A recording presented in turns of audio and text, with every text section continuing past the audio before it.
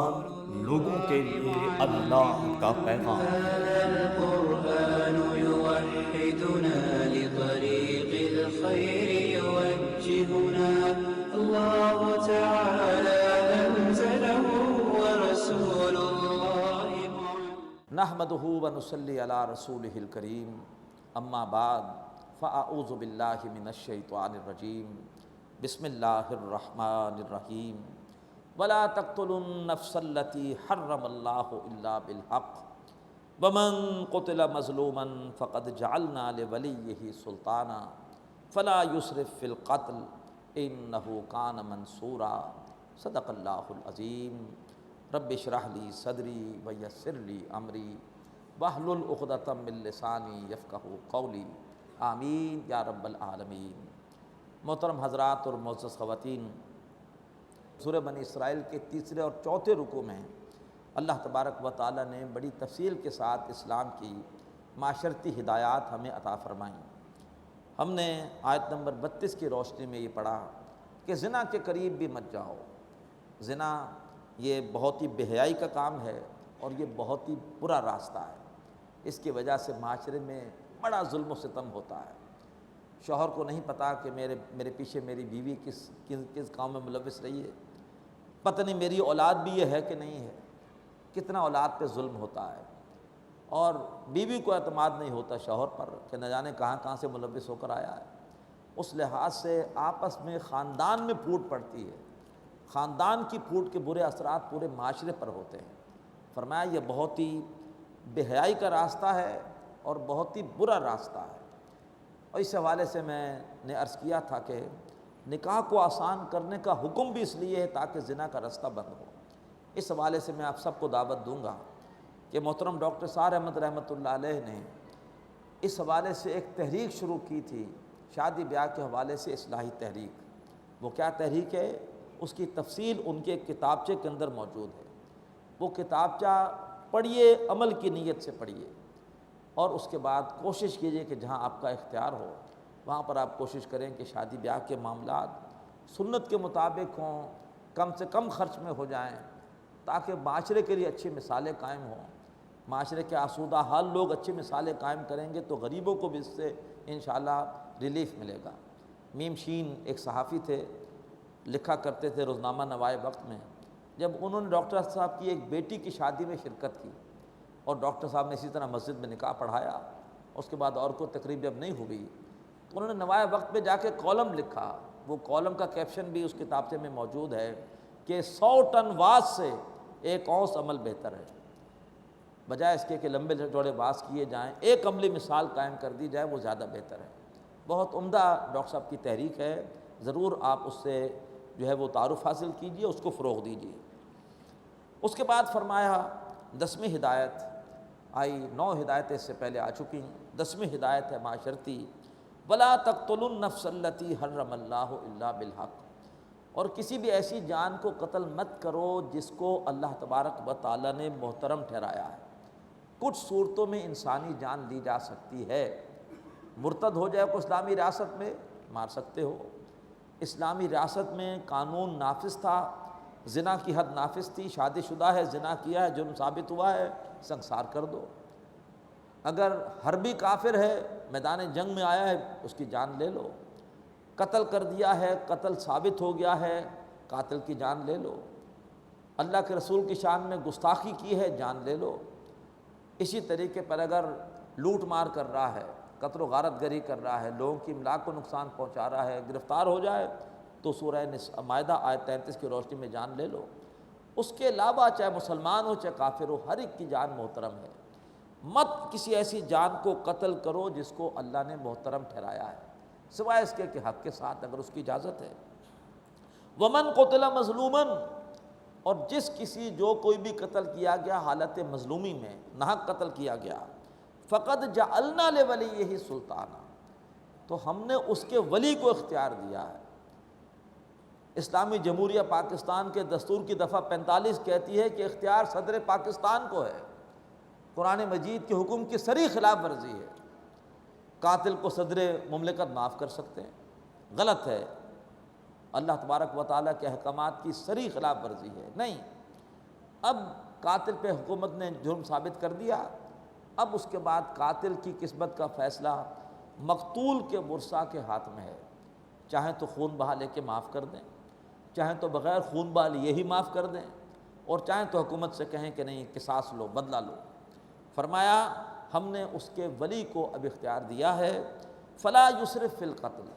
تو سابقہ دور میں ہوتا یہ تھا، قبائلی نظام تھا، مقتول کے ورثاء کے حوالے قاتل کو کر دیا جاتا تھا، اب ایسا نظام نہیں ہے۔ اب لوگ کرتے تھے کہ قاتل کی جان لیتے تھے اس کو تڑپا تڑپا کے، فرمایا یہ غلط ہے، جان لیتے ہوئے بھی تمہیں خوبصورتی کا رستہ اختیار کرنا چاہیے، ایسے طریقے پر جان لو کہ جلد از جلد اس کی جان نکل جائے، مت اس کے اعضاء کاٹو، مت اس سے تکلیف دو۔ فلا یسرف فی القتل، ولی کو چاہیے مقتول کے کہ قتل میں زیادتی نہ کرے، کیوں؟ انہ کان منصورا، اس لیے کہ اس کی مدد کی گئی ہے۔ اب اس کے بعد جو ہے وہ 11ویں ہدایت، ولا تقربوا مال الیتیم الا باللتی ہی احسن، یتیم کے مال کے قریب بھی نہ جاؤ مگر اس طریقے پر جو بہت ہی عمدہ ہے، جس سے اس کے مال کی حفاظت ہو، اس کے مال میں کوئی اضافہ ہو، اسے کہیں انویسٹ کر کے اور جو ہے وہ پوری دیانتداری سے اس انویسٹمنٹ کے اوپر نظر رکھو، کوشش کرو کہ اس کے مال میں اضافہ ہوتا رہے، یہاں حتیٰ یبلغ اشدہ، یہاں تک کہ یتیم اپنی سمجھ کی عمر کو پہنچ جائے۔ اور اس کے بعد 12ویں ہدایت، وَأَوْفُوا بِالْعَهْدِ، اور عہد کو پورا کرو، جو بھی وعدہ کرو اس کو نبھاؤ، یہ نہ کہو کہ وہ وعدہ ہی کیا جو وفا ہو گیا اور وہ قرضہ ہی کیا جو ادا ہو گیا، نہیں، جو بھی عہد کرو اسے پورا کرو، کیوں؟ ان العہد کان مسئولا، اس لیے کہ وعدوں کے بارے میں اللہ کیا پوچھو گی، اللہ پوچھے گا تم نے اپنا عہد پورا کیا کہ نہیں کیا۔ 13ویں ہدایت، وَأَوْفُوا الْكَيْلَ إِذَا كِلْتُمْ، اور جب بھی ناپو تو پورا پورا ناپو، وزنوا بالقسطاس المستقیم، اور تولو ہمیشہ سیدھی ڈنڈی کے ساتھ، ذالک خیر واحسن تاویلا، یہ بہتر بھی ہے اور انجام کار کے اعتبار سے عمدہ بھی ہے۔ اس کے بعد 14ویں ہدایت، ولا تقف ما لیس لک بہ علم، کسی ایسی چیز کے پیچھے مت پڑو کہ جس کے لیے تمہارے پاس علم نہ ہو، تمہارا ہر عمل اور تمہارا ہر نظریہ باقاعدہ علم کی بنیاد پر ہونا چاہیے کہ میرا یہ تصور کیوں ہے، میرا یہ عمل کیوں ہے۔ لہٰذا اس آیت کی روح سے جھوٹی گواہی دینا بھی غلط، کسی پر تہمت لگانا بھی غلط، سوء ظن کسی کے بارے میں کرنا خواہی، برا گمان غلط، آبا پرستی بھی غلط کہ جی ہمارے باپ دادا کی ریتیں رسمیں ہیں، اسی طریقے پر یہ خواہی کے وہم کہ سیدھے ہاتھ پر خارج ہوئی تو یہ ہو جائے گا، الٹے ہاتھ پہ ہوئی تو یہ ہو جائے گا، یہ سارے کے ساری اوہام ہیں، ان کی بھی کوئی حیثیت نہیں۔ بغیر علم کی بنیاد پر کوئی باتیں کرنا، کوئی تصورات پیش کرنا، یہ بھی غلط۔ اسی طریقے پر یہ جو اوکل سائنسز ہیں، یہ دس شناسی ہے، ستارہ شناسی ہے، ان سب کی بھی کوئی حیثیت نہیں ہے۔ ہاتھ دے کر جو فیصلہ کیا جا رہا ہے کیا ہوگا، ستارے کیا کہتے ہیں، آپ کا ستارہ فلاں ہے، اسکارپین ہے، یہ ہے وہ ہے، تو یہ ہفتہ کیسا رہے گا، یہ ساری کی ساری باتیں خرافات کے ذیل میں آتی ہیں۔ قرآن مجید ان سب کی نفی کرتا ہے۔ اسی طریقے پر بے دلیل نظریات کی قرآن مجید نے نفی کی کہ وہ جو گائے نے زمین کو اٹھایا ہوا ہے، اپنا سینگ بدلتی ہے زلزلہ آ جاتا ہے، سب خرافات ہے، سب بیکار باتیں ہیں۔ قرآن مجید نے انسان کو دعوت دی کہ نہیں، وہی نظریہ اختیار کرو، وہی عمل اختیار کرو جس کے لیے تمہارے پاس کوئی علمی دلیل ہو۔ فرمایا ولا تقف ما لیس لک بہ علم، ایسی بات کے پیچھے مت پڑو جس کے لیے تمہارے پاس کوئی دلیل نہ ہو۔ بہت سے لوگ بدعات کرتے ہیں اور اس کے بعد دلیل کوئی نہیں ہوتی، آپ سے کہتے ہیں یہ کام کہاں منع ہے، تو یہ بالکل الٹا چور کوتوال کو ڈانٹے والی بات ہے۔ بھائی آپ یہ کام کر رہے ہیں، کیوں کر رہے ہیں؟ کیا اللہ کے رسول نے بھی سوئم کیا تھا، چہلم کیا تھا، برسی کی تھی؟ کوئی ہے قرآن میں اس کا ذکر؟ تو آپ دلیل دیں، جو بھی کام کریں آپ کے پاس دلیل ہو کہ میں یہ کام اس وجہ سے کر رہا ہوں، میرے پاس اس کے لیے قرآن سے دلیل ہے، میرے پاس اس کے لیے حدیث سے دلیل ہے، یا یہ اس کی لاجک ہے۔ ان السمع والبصر والفؤاد کل اولئک کان عنہ مسئولا، بے شک کان، آنکھیں اور دل، ان سب کے بارے میں اللہ تعالیٰ کے ہاں سوال ہوگا۔ اللہ نے یہ ہمیں صلاحیتیں دی ہیں علم حاصل کرنے کے لیے، ان کے ذریعے ہم علم حاصل کر سکتے ہیں۔ ان تمام صلاحیتوں کے بارے میں اللہ تعالیٰ پوچھے گا، تم نے سنا، تم نے دیکھا، اللہ نے تمہیں تمام ڈیٹا کو پروسیس کرنے کی ایک صلاحیت دی، عقل دی، دل دیا، تم نے اسے استعمال کیا کہ نہیں کیا؟ اس کے بعد 15ویں ہدایت ولا تمشِ فی الارض مرحا، زمین میں اتراتے ہوئے مت چلو، انک لن تخرق الارض، تم زور سے زمین پر پاؤں مار کے زمین کو نہیں پھاڑ سکتے، ولن تبلغ الجبال طولا، اور اکڑ کر اونچا ترہ پہن کر تم پہاڑوں سے اوپر نہیں نکل سکتے۔ تمہاری اوقات اور تمہاری حیثیت کائنات میں ہے کیا؟ پوری کائنات کے سامنے تم ایک چونٹی سے بھی کم حیثیت رکھنے والی مخلوق ہو، تو زمین پر اتراتے ہوئے مت چلو، تم نہ اللہ کی زمین کو پھاڑ سکتے ہو اور نہ ہی تم پہاڑوں سے بلندی میں اوپر نکل سکتے ہو۔ کل ذالک کان سیئہ عند ربک مکروہا، یہ وہ ساری باتیں ہیں کہ جن کی برائی کا پہلو اے نبی آپ کے رب کے نزدیک مکروہ ہے، بیزار کن ہے، ناپسندیدہ ہے۔ ذالک مما اوحی الیک ربک من الحکمہ، یہ ہے وہ جو اے نبی آپ کی طرف وحی کیا آپ کے رب نے حکمت میں سے۔ یہ ساری باتیں، ساری ہدایات حکیمانہ ہیں، ان پر عمل ہو تو معاشرہ مستحکم ہو جائے۔ ولا تجعل مع اللہ الہا آخر، 16ویں ہدایت، اللہ تعالیٰ کے ساتھ دوسرے معبودوں کو مت ٹھہراؤ، اللہ کے سوا کوئی معبود نہیں۔ پہلا حکم بھی توحید کا تھا، اللہ ہی کی بندگی کرو، اور آخری حکم بھی توحید کا ہے، شرک کی نفی کا ہے، اللہ تعالیٰ کے ساتھ دوسرے معبود مت ٹھہراؤ۔ فَتُلْقَىٰ فِي جَهَنَّمَ مَلُومًا مَدْحُورًا، ورنہ تم جا پڑو گے جہنم میں اس حال میں کہ تم پر الزام لگایا جائے گا، تم پر ملامت کی جائے گی، اور تمہیں دھکیل کر گھسیٹ کر تم دھکیلے ہوئے ملامت زدہ جہنم میں جا پڑو گے۔ اب اس کے بعد ذرا مشرکین مکہ کے اوپر طنز، ان کو ڈانٹ، افاصفاکم ربکم بالبنین، اے مکے والو، اے مشرکین مکہ، تمہیں تو تمہارے رب نے پسند کر لیا بیٹوں کے لیے، تمہیں بیٹی پسند نہیں ہو، تمہیں بیٹے چاہیے۔ واتخذ من الملائکۃ اناسا، اور اس نے اپنے لیے فرشتوں کی صورت میں بیٹیاں چن لی۔ تم نے اللہ تعالیٰ کو تو بیٹیاں لاٹ کر رکھی ہیں، اپنے لیے بیٹے پسند کرتے ہو، تمہارے یہاں بیٹی پیدا ہو تم اس کو زندہ دفن کرنا چاہتے ہو، تو تمہیں تو تمہارے رب نے پسند کر لیا بیٹوں کے لیے، اور خود اپنے لیے فرشتوں کی صورت میں بیٹیاں چن لیں۔ انکم لتقولون قولا عظیما، بے شک بہت بڑی بات ہے جو تم کہہ رہے ہو۔ وَلَقَدْ صَرَّفْنَا فِي هَذَا الْقُرْآنِ لِيَذَّكَّرُوا، ہم نے اس قرآن مجید میں مضامین پھیر پھیر کے مختلف اسلوبوں سے بیان کیے ہیں تاکہ وہ سوچیں، نصیحت حاصل کریں۔ وَمَا يَزِيدُهُمْ إِلَّا نُفُورًا، مگر اس قرآن نے ان کے لیے نہیں بڑھایا مگر اور نفرت کو۔ جتنا قرآن سنتے ہیں بدبختوں کی نفرت میں، بدعتنے میں اور اضافہ ہوتا ہے۔ قُلْ لَوْ كَانَ مَعَهُ آلِهَةٌ، اے نبی ان سے کہیے کہ اگر اللہ تعالیٰ کے ساتھ اور بھی معبود ہوتے، کما یقولون، جیسے کہ وہ کہہ رہے ہیں، اذا لابتغوا الی ذی العرش سبیلا، تو پھر وہ عرش کی طرف راہ ڈھونڈنے کی کوشش کرتے۔ چھوٹا جو معبود ہوتا وہ بڑا معبود بننے کی کوشش کرتا، جیسے وزیر اعلیٰ ہے وہ کسی اور جماعت کا ہے، وزیر اعظم کسی اور جماعت کا ہے، تو وزیر اعلیٰ کوشش کرتا ہے کہ میں وزیر اعظم بنوں، راجہ مہاراجہ بننے کی دنیا میں کوشش کرتا ہے۔ تو اگر دنیا میں بھی ایک بڑے معبود کے ساتھ کوئی چھوٹے معبود ہوتے تو وہ کہتے آخر یہ ہمیشہ بڑا معبود کیوں رہے، کیوں نہ میں بن جاؤں، معاذ اللہ ثم معاذ اللہ۔ تو اگر اللہ تعالیٰ کے ساتھ کوئی دوسرے معبود بھی ہوتے، وہ ضرور جو اللہ تعالیٰ کا عرش ہے اس تک پہنچنے کے لیے کوئی رستہ ڈھونڈتے۔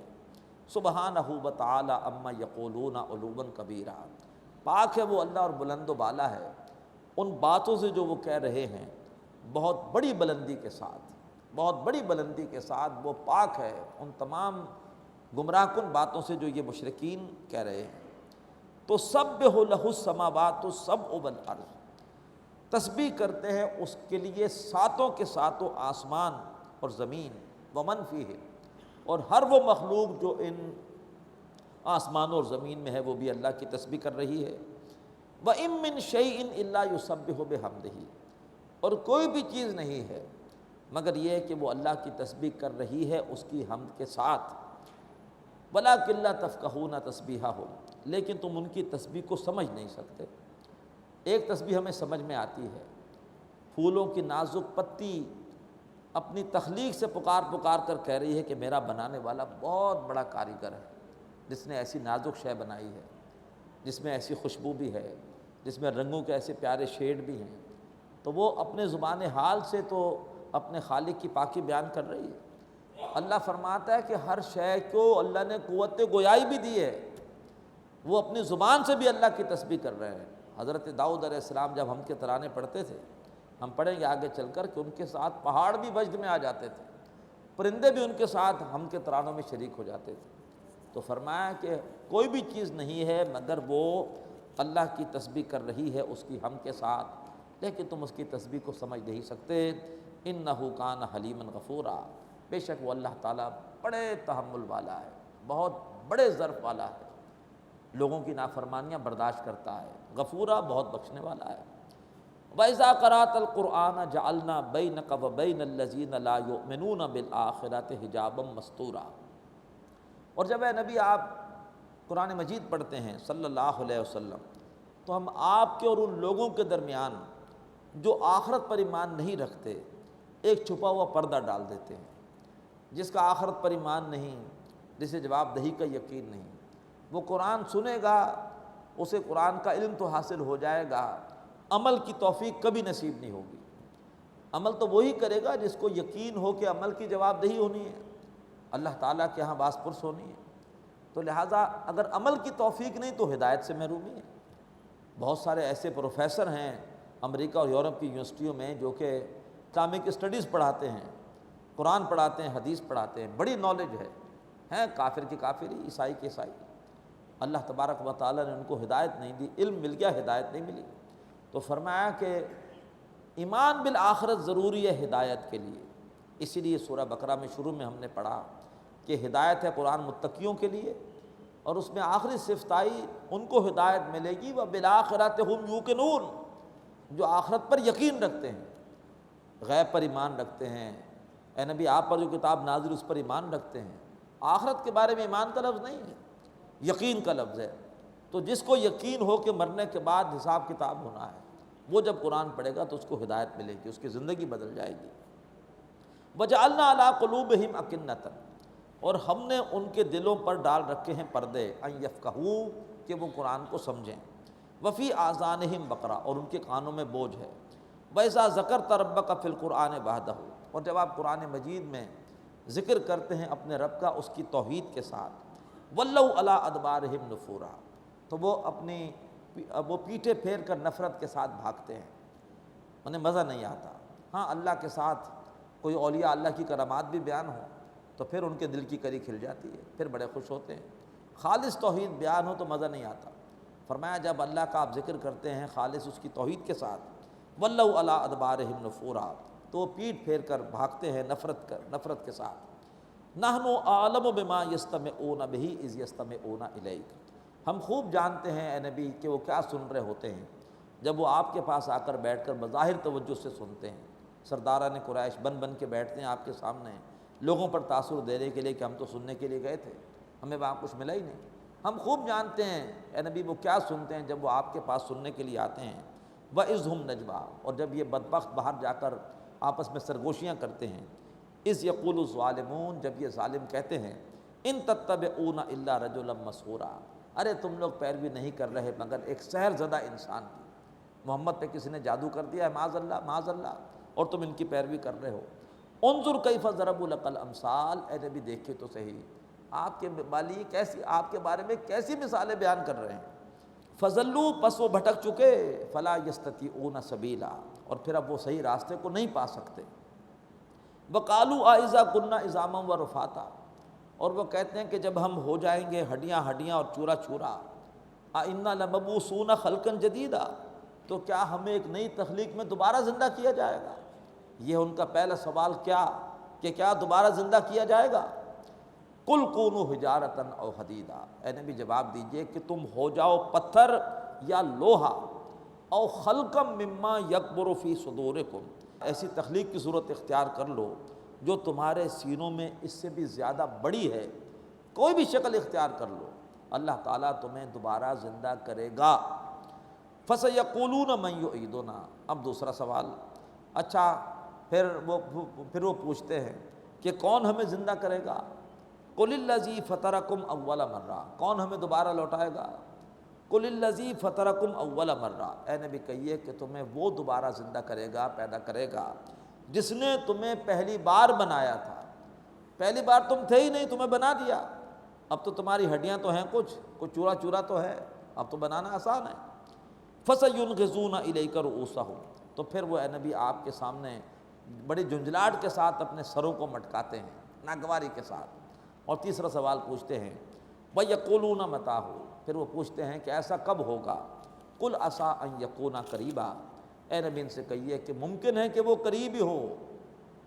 یوم یدعوکم، اس روز اللہ تعالیٰ تمہیں پکارے گا، فتستجیبون بحمدہ، اور تم اللہ کی پکار پہ لبیک کہو گے اس کی حمد کے ساتھ، وتظنون، اور تم یہ گمان کرو گے، الا بستم الا قلیلا، کہ تم دنیا میں نہیں رہے مگر یہ ہے کہ بہت تھوڑا عرصہ۔ اب جب اس قسم کے بیکار قسم کے سوالات ہوں تو غصہ تو آ جاتا ہے اہل حق کو۔ اللہ تعالیٰ منع فرما رہا ہے صحابہ کرام کو غصہ مت کرو، اس سے شیطان کو اپنا کام دکھانے کا موقع ملے گا اور یہ بدبخت اور زیادہ مشتعل ہوں گے۔ وَقُلْ لِعِبَادِي يَقُولُ الَّتِي هِيَ أَحْسَنُ، اے نبی کہیے میرے بندوں سے کہ ایسی بات کریں جو بہت ہی اچھی ہے، برداشت کریں، ان کے اس قسم کی بحث کو برداشت کریں، اس پہ ریئیکٹ نہ کریں۔ ان الشیطان ینزغ بینہم، بے شک شیطان ہے جو ان کے درمیان پھوٹ ڈالنا چاہتا ہے۔ ان الشیطان کان للانسان عدوا مبینا، بے شک شیطان انسان کا کھلا دشمن ہے۔ ربکم اعلم بکم، اور تمہارا رب تمہارے حال سے خوب واقف ہے۔ ان یشاء یرحمکم، اگر وہ چاہے تو تم پر رحم کرے، او ان یشاء یعذبکم، اور اگر وہ چاہے تو تمہیں عذاب دے۔ وما ارسلناک علیہم وکیلا، اے نبی صلی اللہ علیہ وسلم ہم نے آپ کو ان پر ذمہ دار بنا کر نہیں بھیجا۔ وَرَبُّكَ أَعْلَمُ بِمَنْ فِي السَّمَاوَاتِ وَالْأَرْضِ، اور اے نبی آپ کا رب جانتا ہے ان تمام مخلوقات کو جو آسمانوں میں ہیں اور زمین میں ہیں۔ وَلَقَدْ فَضَّلْنَا بَعْضَ النَّبِيِّينَ عَلَى بَعْضٍ، اور ہم نے انبیاء میں سے بعض کو بعض پر فضیلت دی۔ وَآتَيْنَا دَاوُودَ زَبُورًا، اور حضرت داؤد علیہ السلام کو تو ہم نے زبور عطا کی۔ قُلِ ادْعُوا الَّذِينَ زَعَمْتُم مِّن دُونِهِ، اے نبی ان سے کہیے کہ پکارو ان ہستیوں کو اللہ کے سوا جن کے بارے میں تمہیں بڑا اعتماد ہے کہ وہ تمہاری دعائیں سنتی ہیں، تمہاری مدد کر سکتی ہیں۔ فرمایا قُلِ ادْعُوا الَّذِينَ زَعَمْتُم مِّن دُونِهِ، پکارو ان ہستیوں کو جن پر تمہیں اللہ کے سوا بڑا زوم ہے، اعتماد ہے۔ فَلَا يَمْلِكُونَ كَشْفَ الضُّرِّ عَنْكُمْ وَلَا تَحْوِيلًا، وہ نہ تم سے کسی تکلیف کو دور کر سکتی ہیں اور نہ ہی تم سے کسی تکلیف کو وقتی طور پر ٹال سکتی ہیں۔ وہ ہستیاں جن کو تم اللہ کے سوا پکارتے ہو، چاہے وہ فرشتے ہوں، چاہے وہ اولیاء اللہ ہوں، ان کا اپنا معاملہ کیا ہے؟ اولئک الذین یدعون، وہ تو خود اللہ تعالیٰ کو پکارنے والی ہستیاں ہیں۔ فرشتے اللہ سے دعائیں کر رہے ہیں، اللہ کے نیک بندے اولیاء اللہ خود اللہ سے دعائیں کرتے ہیں۔ یبتغون الی ربہم الوسیلہ، وہ اپنے رب کی قربت کی تلاش میں ہیں، چاہتے ہیں کہ اللہ کی قربت ملے۔ ایہم اقرب، کہ ان میں سے کون اللہ کے زیادہ قریب ہے۔ وَيَرْجُونَ رَحْمَتَهُ، اور وہ اللہ تعالیٰ کی رحمت کے امیدوار ہیں۔ وَيَخَافُونَ عَذَابَهُ، اور وہ اللہ تعالیٰ کے عذاب سے ڈرتے ہیں۔ إِنَّ عَذَابَ رَبِّكَ كَانَ مَحْذُورًا، بے شک اے نبی آپ کے رب کا عذاب ایسا ہے کہ اس سے ڈرا جائے۔ وَإِن مِّن قَرْيَةٍ إِلَّا نَحْنُ مُهْلِكُوهَا قَبْلَ يَوْمِ الْقِيَامَةِ، اور کوئی بھی بستی ایسی نہیں ہے مگر یہ ہے کہ ہم اسے ہلاک کرنے والے ہیں قیامت سے پہلے پہلے۔ اس پوری دنیا پر ایک تباہی آئے گی۔ کلا اذا دکت الارض دکن دکا، ہرگز نہیں، اس زمین کو کوٹ کوٹ کے بالکل برابر کر دیا جائے گا۔ تو فرمایا کوئی بھی بستی ایسی نہیں ہے مگر یہ کہ ہم اسے تباہ کرنے والے ہیں قیامت کا دن آنے سے پہلے پہلے۔ او معذبوہا عذابا شدیدا، یا ہم اسے عذاب دینے والے ہیں شدید عذاب۔ کان ذالک فی الکتاب مستورا، اور یہ بات کتاب میں پہلے سے لکھی ہوئی ہے۔ وما منعنا ان نرسل بالآیات، اور ہمیں نہیں روکا کہ ہم معجزات بھیجتے۔ فرمائشی معجزے کا مطالبہ بار بار ہمارے سامنے آیا ہے قرآن میں مشرکین مکہ کی طرف سے۔ فرمایا ہمیں نہیں روکا کہ ہم معجزات بھیجتے، الا ان کذب بها الاولون، مگر اس بات میں روکا کہ ایسے معجزات کو پہلے لوگوں نے جھٹلایا۔ وآتینا ثمود الناقۃ مبصرۃ، ہم نے قوم ثمود کو اونٹنی دی تھی بالکل ان کی آنکھوں کے سامنے۔ مطالبہ کیا کہ اے نبی، اے صالح، اس پہاڑ میں سے اونٹنی نکال کے دکھاؤ، ہم نے نکال کے دکھا دی، لیکن فظلموا بہا، ان بدبختوں نے اس اونٹنی کے ساتھ ظلم کیا، اس کو مار دیا، اور پھر وہ عذاب کے مستحق ہو گئے۔ وما نرسل بالآیات الا تخویفا، اور ہم نہیں بیچتے معجزات یا نشانیاں مگر یہ کہ لوگوں کو ڈرانے کے لیے۔ اب اس کے بعد کچھ آیات متشابہات کا ذکر ہے۔ وَإِذْ قُلْنَا لَكَ إِنَّ رَبَّكَ أَحَاطَ بِالنَّاسِ، اور اے نبی جب ہم نے یہ کہا کہ آپ کا رب تمام لوگوں کو گھیرے ہوئے ہے بیک وقت، اسے ہر ایک کے بارے میں پتہ ہے کہ وہ کیا کر رہا ہے، تو یہ بات ان کافروں کو سمجھنی ہے کیسے ممکن ہے، اس لیے کہ ہماری توجہ تو کسی ایک کی طرف ہوتی ہے، اللہ تعالیٰ کی توجہ ہر ایک کی طرف ہے۔ نمبر 2، وَمَا جَعَلْنَا الرُّؤْيَا الَّتِي أَرَيْنَاكَ إِلَّا فِتْنَةً لِلنَّاسِ، اور وہ جو ہم نے آپ کو مشاہدہ کرایا تھا معراج کی شب، اسے ہم نے لوگوں کے لیے فتنہ بنا دیا۔ لوگ حیرانی کیسے ہو گیا کہ ایک ہی رات میں اتنا لمبا سفر ہو گیا، بیت المقدس کا بھی آسمانوں کا بھی۔ وَالشَّجَرَةَ الْمَلْعُونَةَ فِي الْقُرْآنِ، اور جو قرآن میں ملعون درخت کا ذکر کیا گیا، زقوم کا درخت ہے اور وہ جہنم کی جڑ سے نکلے گا، حیران ہے کیسے ہوگا، آگ میں سے درخت نکلے، یہ بات ان کو سمجھ میں نہیں آ رہی۔ فرمایا وَنُخَوِّفُهُمْ، ان باتوں کے ذریعے ہم انہیں ڈرا رہے ہیں، فما یزیدہم الا طغیانا کبیرا، مگر یہ باتیں، یہ قرآن ان کے لیے اضافہ نہیں کر رہا مگر یہ ہے کہ بہت بڑی سرکشی کا۔ بارک اللہ لی ولکم فی القرآن العظیم ونفعنی وإیاکم بالآیات والذکر الحکیم۔ هذا القرآن يوحدنا لطريق الخير يوجهنا